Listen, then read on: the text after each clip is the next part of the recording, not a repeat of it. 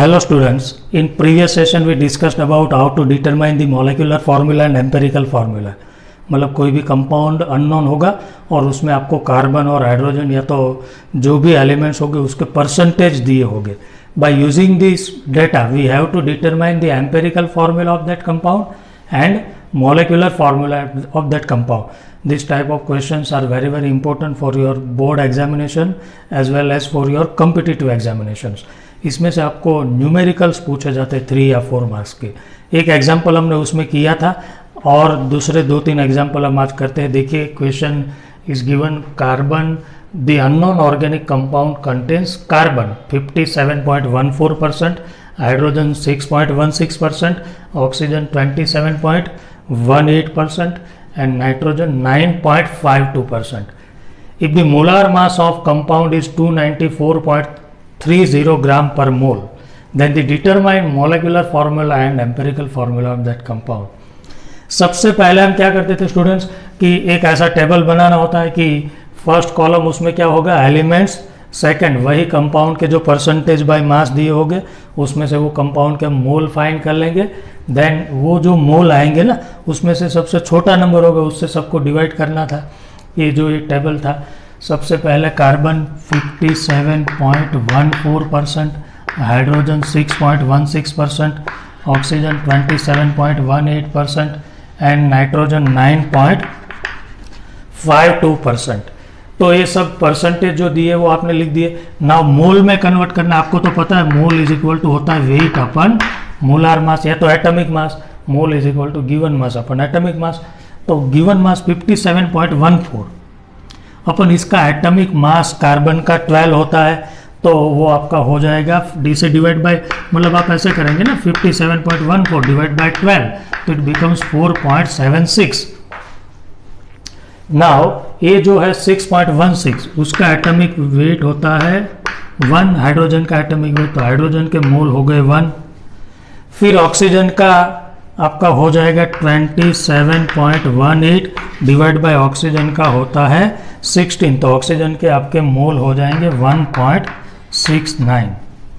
Then nitrogen is ये हो जाएंगे आपके 6.16. नाइट्रोजन 9.52 ग्राम है उसका एटॉमिक वेट होता है 14.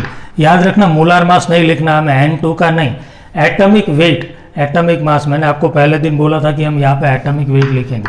It become 0.68.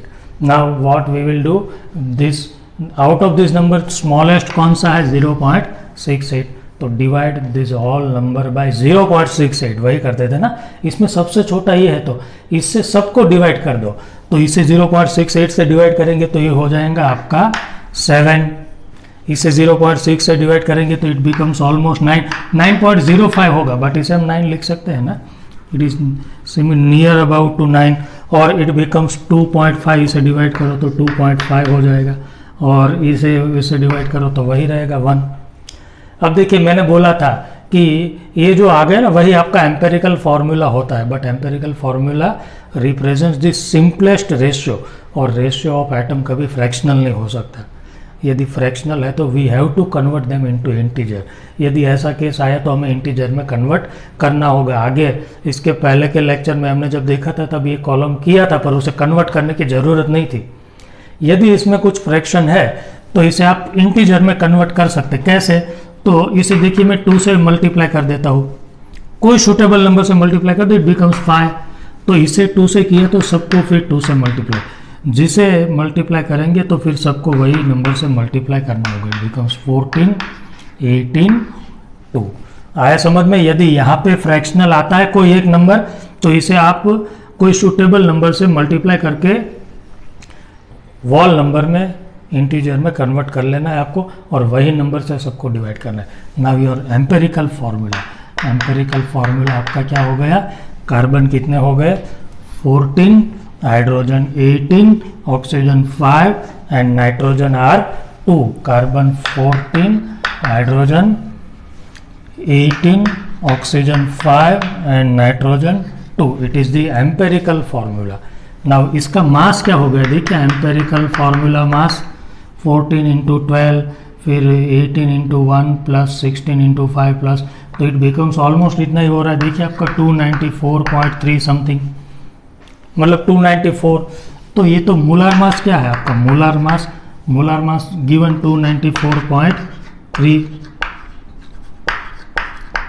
मैंने आपको एन फाइंड करने को बोला था। एन इज इक्वल टू क्या होता है, molar mass upon empirical formula mass. तो 294 अपन 294, ये 0.3 है, इसका तो कोई मतलब नहीं है, तो it becomes n is equal to 1। Now molecular formula कैसे मिलता है हमें, एन इंटू एम्पेरिकल फार्मूला। ये एम्पेरिकल फार्मूला इसे एन से मल्टीप्लाई करना, एन 1 है तो इसे 1 से मल्टीप्लाई करो तो वही रहेगा ना। So our molecular formula remains same. तो I think it should be clear to you कि यदि यहाँ पे फ्रैक्शनल आता है तो क्या करना है। So this type of questions are very very important. और एक दो एग्जांपल्स हम लेते हैं, बट पहले इस क्वेश्चन को आप नोटबुक में नोट कर लीजिए। ओके, तो सेकंड क्वेश्चन देखते हैं। Carbon 40%, hydrogen 6.67% and oxygen 53.35। कभी ये दो ही दिए होंगे और ऐसा बोला होगा कि रेस्ट ऑफ ऑक्सीजन, तो आपको क्या करना है, तीनों का मिला के 100 होना चाहिए, तो बाकी का जो है वो ऑक्सीजन परसेंटेज कर देना है। Molecular mass of compound is 60, then determine the empirical formula and molecular formula of compound. तो सबसे पहले percentage by mass given 40, 6.67, 53.35। Mole में कन्वर्ट कर लीजिए, मोल इसे divide by mole is equal to क्या होता है, weight upon molar mass, atomic mass 40 upon 12, तो इट बिकम्स 3.33। इसका वेट है 6.67 अपन इसका एटॉमिक वेट कितना है 1, तो ये तो वही रह जाएगा। वेट 53.35 अपन इसका atomic weight 16, so it becomes 3.33। तो स्मॉलेस्ट तीनों में ये यही है ना, मतलब बोथ आर सेम। तो डिवाइड बाय स्मॉलेस्ट नंबर, मतलब इससे तीनों को डिवाइड करो, तो 3.33 divide by 3.331, 6.67 divide by 3.33, it becomes 2, becomes 1. They all are integer, so there is no need to convert them in integer. तो जो है वही हम लिख देंगे 1, सॉरी। तो एम्पेरिकल फार्मूला क्या हो गया हमारा, कार्बन 1, हाइड्रोजन 2, ऑक्सीजन 1। तो carbon 1, hydrogen 2, oxygen 1, so it becomes CH2O। Now empirical formula का मास कितना है, कार्बन 12, हाइड्रोजन 1 + 1 2, 12 + 2 16 + 6 सॉरी 12 + 2 14 + 16 30। अब मोलर मास इज गिवन देख लीजिए 60, तो एन कितना होगा आपको पता है ना, molar mass upon empirical formula mass 60 upon 30। Empirical formula mass मतलब एम्पेरिकल फार्मूला का mass, n is equal to 2।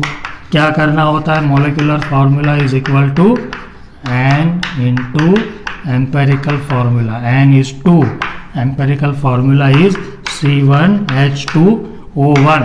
So carbon 2 into 1, hydrogen 2 to the 4 and oxygen 2. So it is the molecular formula of given compound. तो इसे भी आप note कर लीजिए। और दो एग्जाम्पल हम करते हैं अलग अलग टाइप्स के। ओके, तो ये क्वेश्चन है, देखिए उसमें परसेंटेज बाय मास नहीं दी है।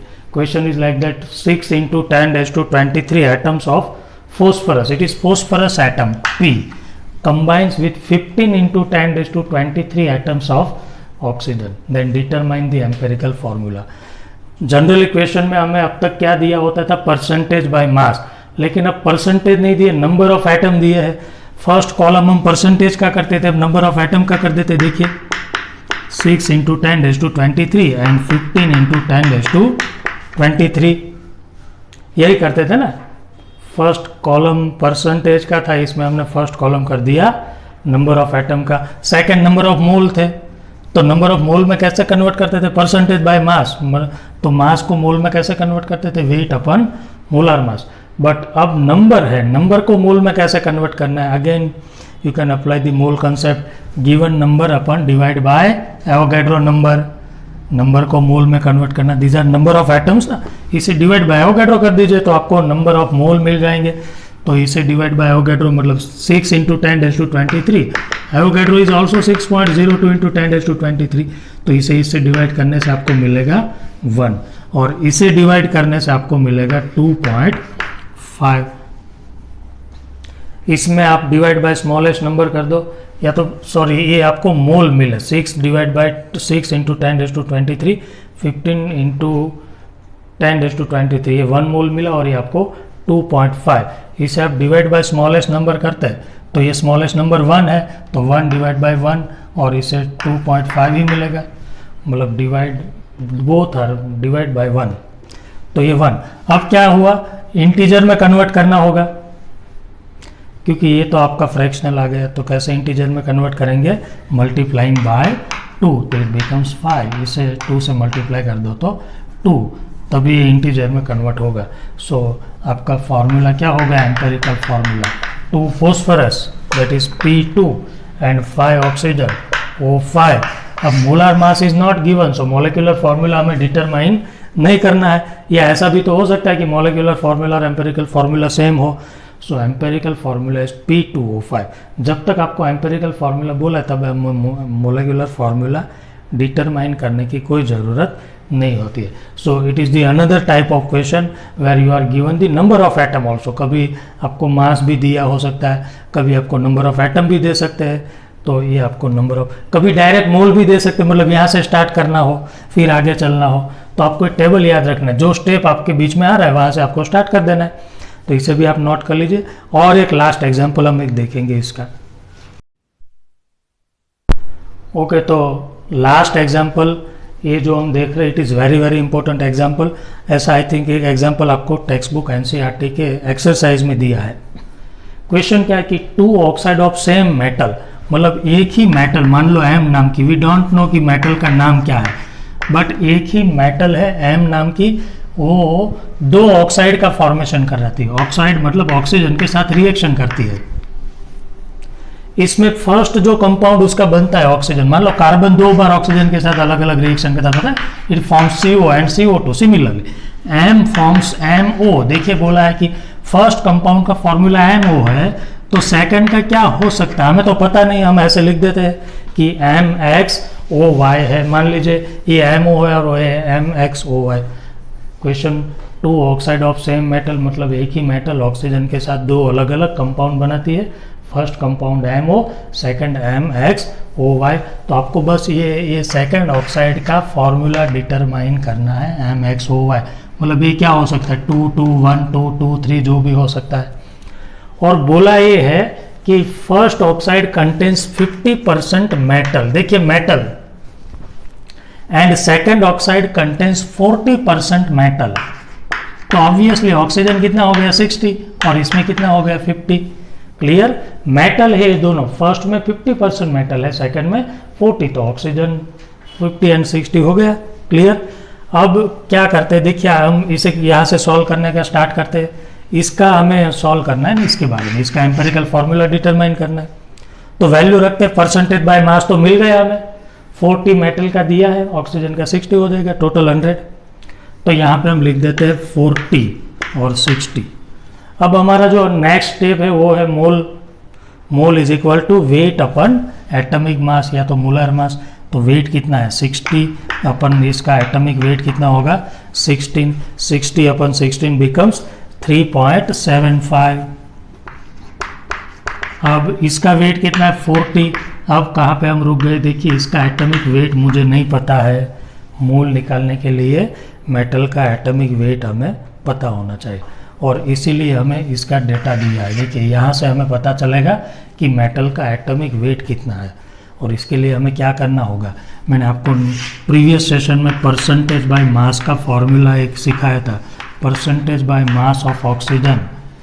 इस कंपाउंड की हम बात कर रहे हैं 4MO, इस कंपाउंड के लिए is equal to weight of oxygen divide by total weight into 100। Percentage by mass of oxygen, oxygen कितने परसेंट है देखिए 50। वेट ऑफ ऑक्सीजन मतलब इसमें एक ऑक्सीजन है, एक ऑक्सीजन का वेट कितना होता है 16। एक ऑक्सीजन का एटॉमिक वेट 16 होता है। और टोटल वेट में क्या होगा, मेटल का एटॉमिक वेट प्लस ऑक्सीजन का एटॉमिक वेट इंटू 100। ऑक्सीजन का एटॉमिक वेट कितना होता है 16, ऑक्सीजन का एटॉमिक वेट 16, मेटल का हमें पता नहीं है।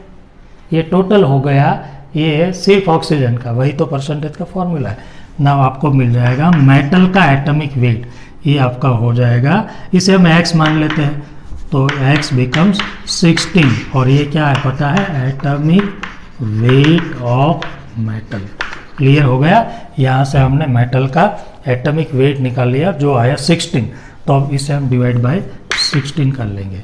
सो इट बिकम्स, इसे 16 से डिवाइड करने से ये आपका हो जाएगा 2.5। क्लियर हो गया, इसका काम क्या था आपको समझ में आ गया। अब क्या करना, डिवाइड बाय स्मॉलेस्ट नंबर, मतलब ये स्मॉलेस्ट है तो इसे दोनों को डिवाइड कर दीजिए। 2.5 divide by 2.5 that is 1, 2.5 divide by 3.75 divide by 2.5 that is 1.5। अब इंटीजर में कन्वर्ट करना होगा, तो इंटीजर में कन्वर्ट करने के लिए इसे 2 से मल्टीप्लाई करना होगा, तो इसे कंपलसरी 2 से मल्टीप्लाई करना होगा, इट बिकम्स 2 और 3। इसे अभी आप नोट कर लीजिए।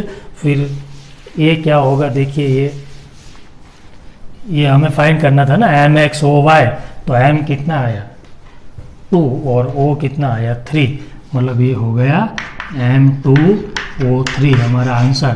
फर्स्ट कंपाउंड क्या था MO और दूसरा क्या बना M2O3। सिमिलरली देखिए Fe वाला, Fe 2 कंपाउंड बना था ना, FeO एंड Fe2O3, तो इस टाइप का कंपाउंड हो सकता है, मीन्स सेकंड कंपाउंड का फॉर्मूला आया M2O3। सो और आंसर इज M2O3। क्लियर, तो इस टाइप के क्वेश्चंस पूछे जा सकते हैं। तो जितने भी अलग अलग क्वेश्चंस थे एम्पेरिकल फार्मूला और मॉलिक्यूलर फार्मूला वाले, वो सब हमने यहाँ पर डिस्कस कर लिए। आगे जाके हम सेकंड एक टॉपिक स्टार्ट करेंगे which is very very important and that is stoichiometry. तब इसे अभी आप नोट कर लीजिए और फिर मिलते हैं नेक्स्ट सेशन में। Thank you.